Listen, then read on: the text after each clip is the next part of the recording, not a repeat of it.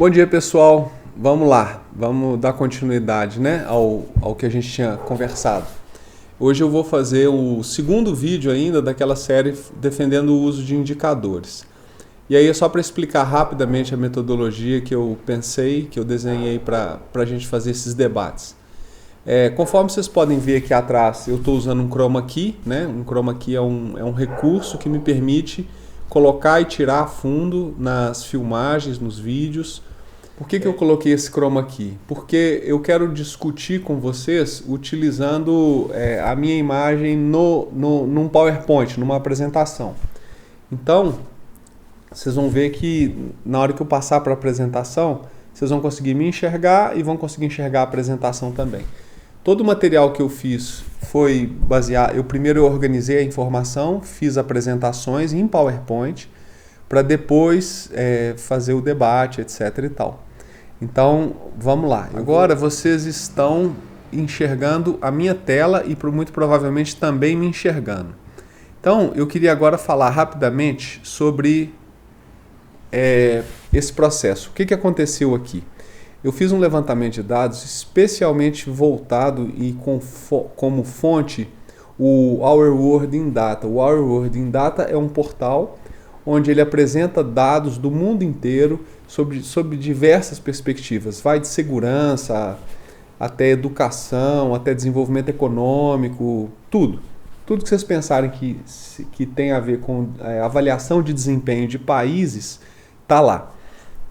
Então, tem hora que eu não uso ele como fonte principal, tem hora que eu troco, que eu busco em outras fontes, no IPEA, por exemplo, em alguns relatórios do IPEA, mas basicamente a fonte que eu utilizei para montar essas apresentações foi o Our World in Data.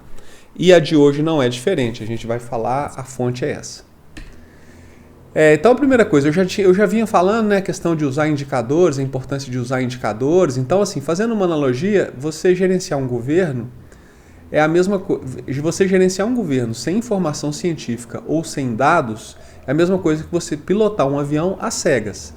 O nível de complexidade que você tem que lidar, de situações que você tem que administrar, ele é tão grande que se você não tem indicadores, se você não tem estatística, se você não tem quantificação do que está sendo feito, como que está sendo feito, por quem que está sendo feito, você vai ter um problema muito grande, porque você não sabe. Imagina um avião voando sem instrumentos, dependendo da visão do piloto, quer dizer, é acidente na certa. Então, a minha analogia aqui nesse primeiro slide aqui é essa, né?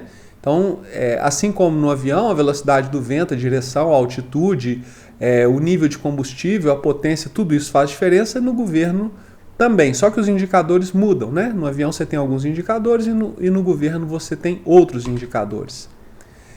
E aí existe uma pesquisa que é feita a nível mundial, que ela é extremamente interessante, que ela mensura como que as pessoas percebem determinadas coisas e compara essa percepção com o número real dessas coisas. Então, por exemplo, como que as pessoas no Brasil percebem a violência pública? Qual é o número de mortes para cada 100 mil habitantes que as pessoas acham que existe? Se existe a maior incidência de morte por arma de fogo ou por arma branca, na opinião das pessoas? Quais são as estatísticas que as pessoas imaginam e atribuem a esses assuntos? E depois essa pesquisa, então primeiro ela pega a percepção popular de determinado tema e depois ela confronta com o número real. E o mais interessante disso tudo é a gente perceber que na grande maioria das vezes não existe consenso. A opinião das pessoas é completamente diferente do que de fato está acontecendo. Então, isso é uma das fundamentações que eu vou usar ao longo de todos os vídeos para dizer o seguinte, olha, sem estatística, sem indicador e sem dado, a gente não consegue nem sequer opinar. A gente não consegue nem sequer se posicionar. Então você precisa ter dados, você precisa ter informação científica. Então aqui, nesse slide aqui eu coloco assim, nós não somos bons em prever coisas e tal, que a percepção da população é diferente e tal. Aí essa pesquisa é realizada em 37 países diferentes. Esses dados que estão aqui são dados da pesquisa de 2018, tá? Então vamos lá. Aqui, só para mostrar para vocês, ó, tô com o mouse aqui, como que os países avaliam a morte de pessoas por armas de fogo, armas brancas ou outro tipo de violência. Deixa eu pôr o vermelhinho aqui. Pronto, aqui ó. Como que as pessoas avaliam a morte por arma de fogo, arma branca ou outro tipo de violência? Então, em Montenegro, 84% das pessoas pensavam que as mortes eram por arma de fogo. 5% das pessoas achavam que era por arma branca e 11% achavam que era por outro tipo de violência. O número real é, por armas de fogo, ao invés de 84%, é 41%. Por armas brancas, o número real é 22% e não 5%. E outros métodos, outras maneiras, é 37% e não 11%. E aqui vai para todos os países, né? Então, México, 81% das pessoas acham que se morre de arma de fogo, 9% acha que se morre por arma branca e 10% acha que se morre por outro tipo de violência. Só que o número real é 66% para arma de fogo, 18% para arma branca, as pessoas achavam que era 9%, quer dizer, é um erro de 100%, né? Foi completamente equivocado. E 16%, ao invés de 10%, morrem de fato por outros métodos que não nem arma branca nem arma de fogo. E aí no Brasil, eu vou falar agora só do Brasil para não estender muito e a gente passar para o próximo. No Brasil nós temos 75% das pessoas acreditam que se morre por arma de fogo. 10% acredita que se morre por arma branca e 14% por outro tipo de violência. O número real é 68 ao invés de 75, 19 ao invés de 10 e 13 ao invés de 14. E assim vai. E aqui vai descendo, mostrando todos os países. E aí o que a gente consegue observar é o seguinte, em todos os casos existe uma grande disparidade entre a percepção popular e a realidade. Por exemplo, aí eu trago mais alguns dados, né, que as pessoas interpretam de maneira equivocada, e agora eu vou dar uma adiantada, porque eu tenho uma meta aqui de não passar de 10 minutos, então eu já vou para um outro dado que eu acho engraçado, interessante. Aqui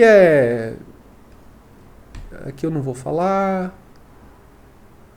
Aqui assédio sexual, poderia falar também, mas eu não vou falar por uma questão de economia de tempo. E eu queria falar disso aqui, ó. Isso aqui é muito engraçado. Como que as pessoas acreditam que as mulheres no seu país, qual o número de vezes que elas têm relação sexual? Aí, a pergunta foi assim, em média, quantas vezes você pensa que mulheres com idade entre 18 e 29 anos no seu país tiveram relações sexuais nas últimas 4 semanas? Então, no México, as pessoas acham que as mulheres em 4 semanas tiveram 29 relações sexuais. Só que na realidade elas tiveram 4.